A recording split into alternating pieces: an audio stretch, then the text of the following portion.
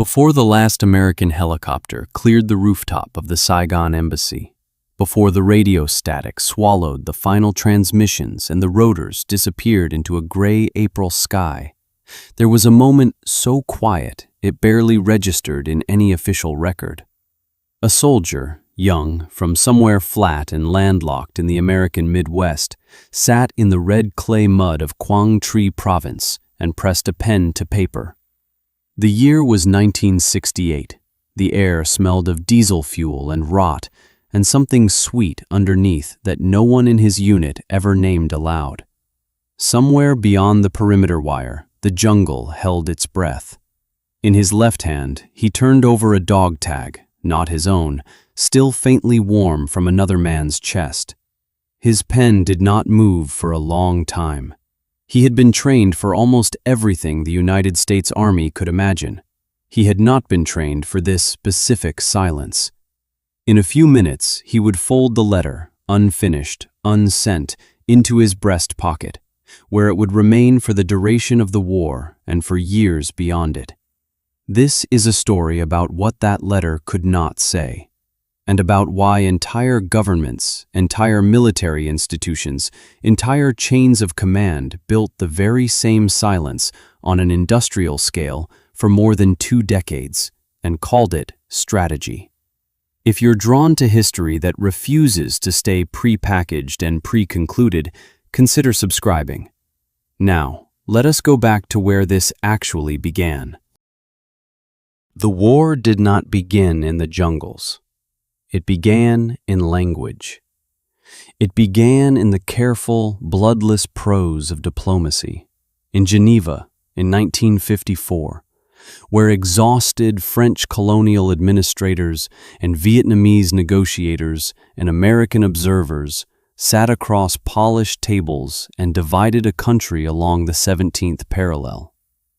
The line was meant to be temporary, a ceasefire boundary, a political convenience pending a national election that was scheduled for 1956 and never held. That detail, the election that never happened, is where the modern tragedy of Vietnam takes its first breath. The Democratic Republic of Vietnam in the north, led by Ho Chi Minh, had every reason to believe it would win a nationwide vote. American intelligence assessments at the time, some of which remained classified for decades, privately conceded the same thing. And so, the election was quietly, procedurally, bureaucratically prevented. No single dramatic decision, no theatrical moment of villainy, just the slow accumulation of small choices by men in suits who understood that certain outcomes could not be permitted. The documents from this period, State Department cables, National Security Council memoranda, the private correspondence of Secretary of State John Foster Dulles, reveal a government that understood the contradiction it was creating and chose to create it anyway. The South would be stabilized, a government would be installed, and America would back it, not because it was democratic, but because it was not communist. The language used in these cables is clinical, almost soothing. Words like consolidation, normalization, pacification. Words designed to make a political amputation sound like medicine. Ngo Dinh arrived in Saigon in 1954 as a man the Americans had largely constructed for this moment. Picture the scene. A humid afternoon, the smell of frangipani and open drains mixing in the city air, crowds lining the boulevards with a cautious, uncertain welcome, not for a liberator, but for a stranger arriving under foreign protection. He was Catholic in a majority Buddhist country. He was authoritarian in a nation exhausted by colonial rule and hungry for something it could recognize as self-determination. He was, by most accounts of those who worked alongside him, genuinely incorruptible in the personal financial sense, which made him, paradoxically, more dangerous, because he believed in himself with a ferocity that no external check could moderate. The American officials who championed him, men like Colonel Edward Lansdale of the CIA, saw in Diem a usable anti-communist nationalist.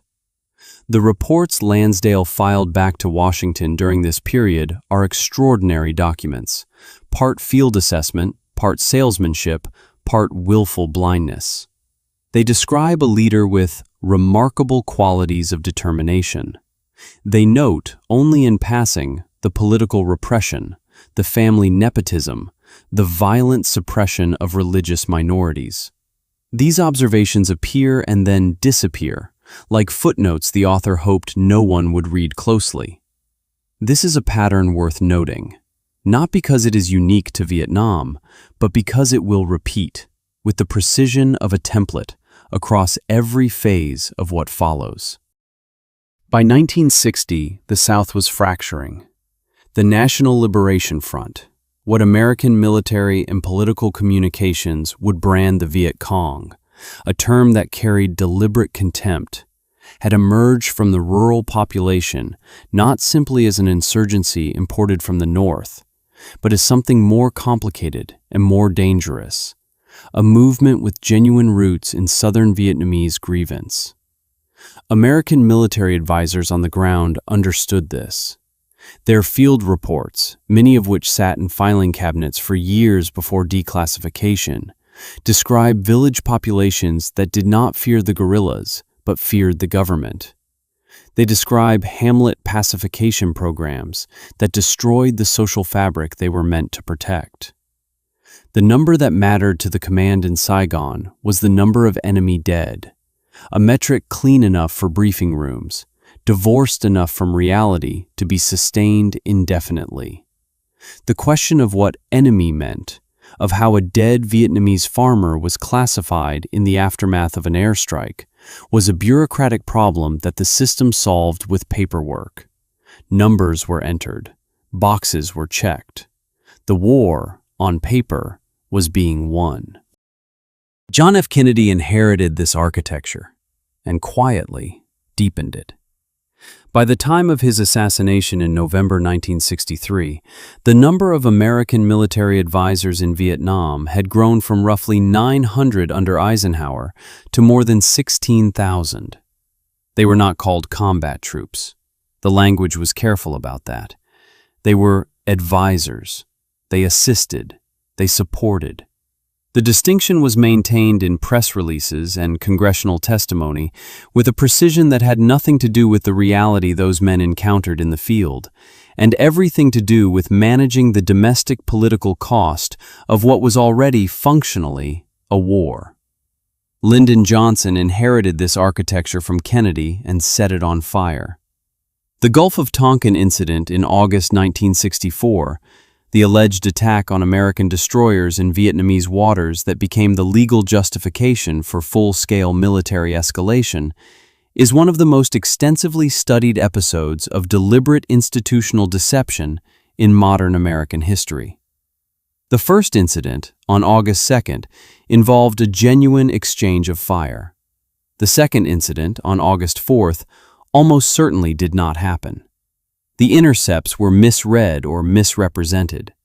The radar contacts were almost certainly weather phenomena and nervous operators. Secretary of Defense Robert McNamara would later acknowledge, in terms that were careful but unmistakable, that serious doubts existed at the time. Those doubts did not prevent the administration from presenting the incident to Congress as established fact.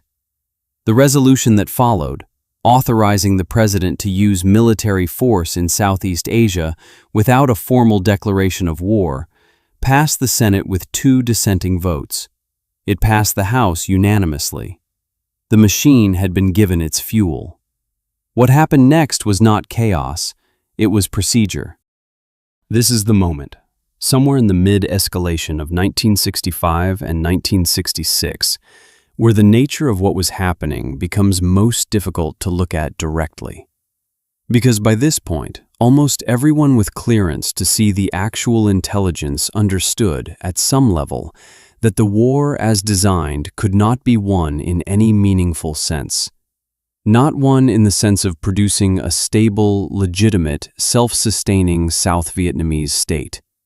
The classified studies, the private cables between ambassadors and the State Department, the internal Pentagon analyses, they did not use the word unwinnable openly because that word carried consequences, but they circled it. They used phrases like, improvement is not keeping pace with deterioration. They noted that enemy recruitment was outpacing enemy casualties. They observed that the Strategic Hamlet program, the policy of forcibly relocating rural Vietnamese into fortified settlements, separating them from the insurgency by separating them from their land, their ancestors' graves, their entire context of life, had not pacified the countryside. It had enraged it. The program's official language described this as offering villagers protection and security. Protection they had not requested. Security that arrived with barbed wire and curfews, and the implicit message that anyone outside the perimeter after dark was, by definition, the enemy. This is what pacification meant in practice. A conditional mercy, safety in exchange for compliance. And the rural Vietnamese, who had been navigating colonial occupation for generations, understood the transaction precisely. They saw it. The system saw it, and the system continued. More troops, more airstrikes, more tonnage, more body counts, more press briefings in Saigon, what correspondents had begun to call, with the particular bitterness of people forced to report fiction as fact, the 5 o'clock follies. Optimistic statistics delivered in air-conditioned rooms to journalists who had spent their mornings in villages that told an entirely different story. This is the pivot point.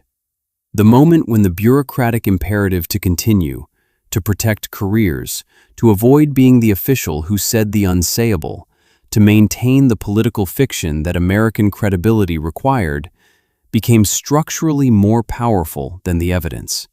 The war had become a document, and the document said it was working. The soldiers who fought it lived inside a reality that no briefing room could contain.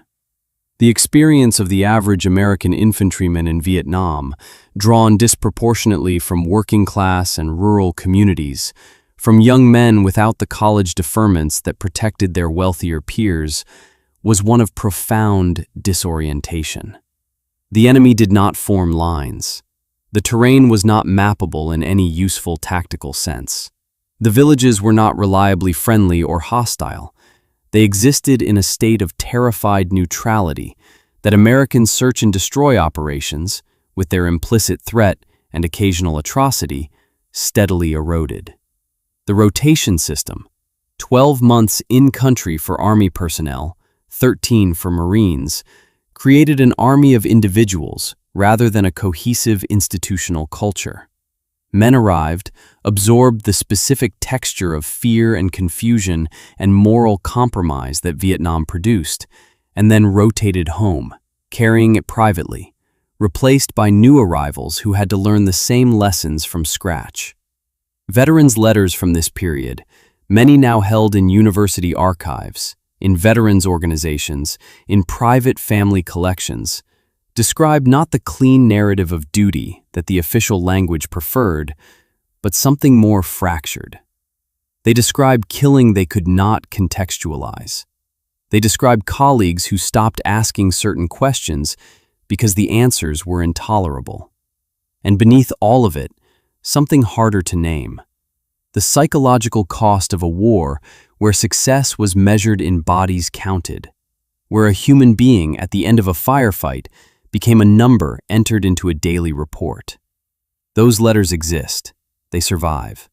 And what they say has never been fully absorbed by the institutions that sent those men into the field. The My Lai Massacre, on March 16, 1968, was not an anomaly that interrupted an otherwise functioning moral system. It was, in the clinical language of subsequent military investigations, what happens when a dehumanizing institutional logic reaches its operational conclusion. Charlie Company, 1st Battalion, 20th Infantry Regiment, arrived in the hamlet of My Lai, having been told it was a stronghold of enemy forces.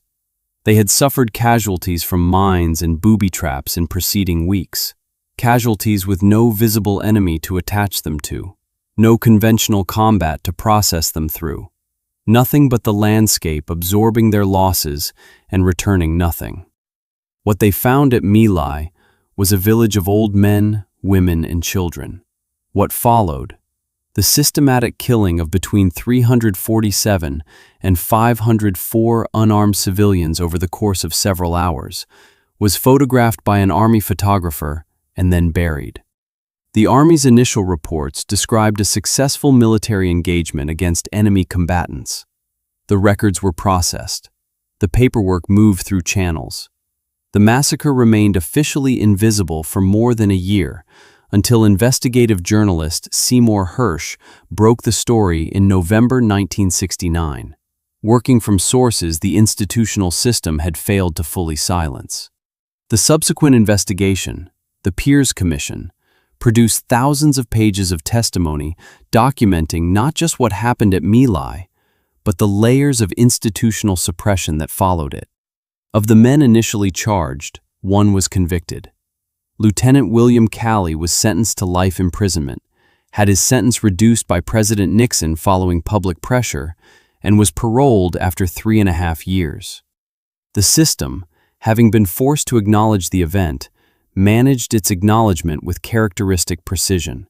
It produced a name, a conviction, a sentence, a reduction, a release. The machinery of accountability had performed its function. The file was closed. The men who had ordered the operation, the officers who had suppressed the evidence, the chain of command that had processed the massacre as a routine engagement, they remained, for the most part, where they were. The Pentagon Papers, leaked to the New York Times and Washington Post by Daniel Ellsberg in 1971, were not a revelation to the people inside the system. They were a revelation to everyone else. The 7,000-page classified study, commissioned by McNamara himself in 1967, documented with extraordinary comprehensiveness what the internal evidence had always shown: that successive administrations had systematically misled Congress and the American public about the nature, the progress, and the prospects of the war. That escalation decisions had been made with private acknowledgement that they were unlikely to change the fundamental trajectory. That the war was, in the language the documents could not quite bring themselves to use plainly, being fought for reasons that had more to do with American political credibility and institutional momentum than with any achievable strategic objective. The Nixon administration's response, the attempt to legally suppress publication, the creation of the Plumbers Unit to investigate and discredit Ellsberg, the broader pattern of behavior that would eventually become Watergate, was in some ways the most clarifying moment of the entire era. It demonstrated that the primary threat the system had identified was not the enemy in Vietnam. It was the American citizen with access to accurate information. The classified stamp in this reading was not a tool of national security. It was a tool of narrative management.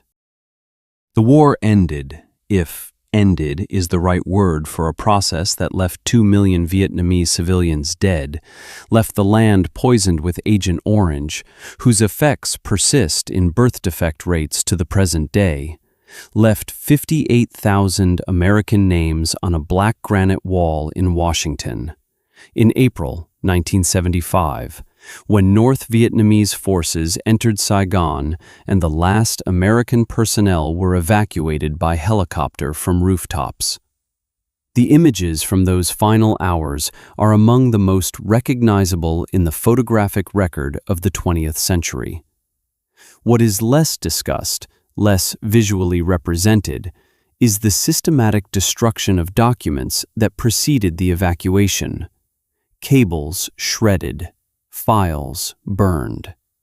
The CIA station in Saigon, destroying records with a thoroughness that left gaps in the historical archive that researchers are still trying to reconstruct. The South Vietnamese employees of American agencies, translators, intelligence assets, administrative staff, who had been promised evacuation and found themselves, in the chaos of those final hours, abandoned. Some made it out. Many did not. Their names, where they appear in the record at all, appear as personnel numbers, as local staff, as categories rather than individuals. The document had always preferred it that way. What remained? What the erasure could not reach. Veterans came home to a country that did not know how to receive them, not with the clean narrative of triumph that had followed the Second World War, not with anything that resolved the specific moral weight they carried. The psychological aftermath that the Veterans Administration would eventually, after years of institutional resistance, formally recognize as post-traumatic stress disorder was initially described by many veterans in terms that the medical system did not have adequate language for. They described not just fear or grief, but a specific disorientation. The experience of having operated inside a logic that the surrounding society refused to acknowledge. Agent Orange litigation, pursued by veterans against the chemical manufacturers and the government across decades of court proceedings, produced settlements and acknowledgments that the official record had long resisted. The Vietnamese government's own archives, accessible to researchers in carefully controlled ways, contain documentation of civilian casualty figures that diverge dramatically from American military estimates. Archaeological work in former combat zones, in the sites of bombed villages, in the locations of mass graves that local oral history preserved when official records did not, continues to add material evidence to a historical account that official documentation preferred to leave incomplete. The wall in Washington lists 58,281 names. It is one of the most visited memorials in the United States. People leave things at its base: letters, photographs, dog tags, flowers, objects whose significance is private and untranslatable. The wall does not explain the war. It refuses to. It simply holds the names and gives them back to anyone who looks. There is a particular kind of letter in the archive, not from soldiers, but from the officials who managed the war from Washington and Saigon. Letters written in the years after the fall, in memoirs and testimonies and oral histories, in which men like McNamara and McGeorge Bundy and Walt Rostow worked through, with varying degrees of honesty, what they had known and when they had known it, and what they had chosen to do with that knowledge. McNamara's 1995 memoir, In Retrospect, generated enormous controversy precisely because of what it acknowledged: that the war had been wrong, that the errors had been compounded rather than corrected, that the men responsible had known more than they said. The controversy was not simply moral outrage. It was, for many veterans and for the families of the dead, something closer to the specific anguish of confirmation. They had suspected. Now they knew. The document, finally, said what the other documents had spent 20 years not saying. It did not undo anything. It did not return anything. It arrived decades late into lives that had already been shaped by the silence it was breaking. There is a question that lives underneath all of this, not about Vietnam specifically, not about the particular decisions of particular men in a particular era, but about the structure itself. About what it means that an institution can look directly at evidence of its own failure, process that evidence through its systems, and continue, not from stupidity, not from malice in the simple sense, but from the accumulated weight of prior commitments, from the political cost of reversal, from the bureaucratic logic that treats continuation as the path of least resistance. About what it requires of the people inside such a system to say the unsayable. About what it costs them when they do. about what it costs everyone else when they don't. The soldier in Quang Tri province folded his unfinished letter into his pocket in 1968. Somewhere, in a box in a house in the Midwest, or in a veteran's archive, or lost entirely to time, that letter, or one like it, still exists. It does not contain the answers, but it contains the question, written in the only language available to someone standing inside a system that had already decided what the record would say. The question is still open. It has always been open. What we do with that openness, whether we treat it as a problem to be managed or as an obligation to be met, is not a historical question. It is a present one. And the answer, whatever it is, will also eventually become a document. The only question is what that document will choose not to say.